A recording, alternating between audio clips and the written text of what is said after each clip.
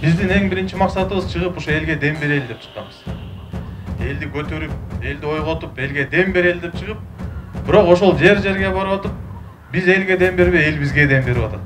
Биз ар бир жолу ушудан духубуз көтөрүлүп, биз дагы ого бетер ойгонуп, аң сезимибиз өзгөрүлүп, биз дагы өзгөрүп баштадык. Сиздерге ошон үчүн чоң рахмат. Келип берип атасыздар, колдоп бериңиздер. Азыркы биздин өлкөбүздүн абалын бардыгыбыз көрүп турабыз. Азыр жөн эле келип добуш берип коюу бул оңой эле нерсе, бул нерсе аздык кыла баштады уже. Биз үгүттөшүбүз керек. Биз өзүбүздү гана эмес, жаныбызда жүргөн кишини айтышыбыз керек. Сатылба, сатпа, сатып алба деп. Ошондо гана оңолобуз. Бардыгыбыз салым кошолу, бардыгыбыз аракет кылалы. Эл үмүтү биз эл менен, жаштар аракетте.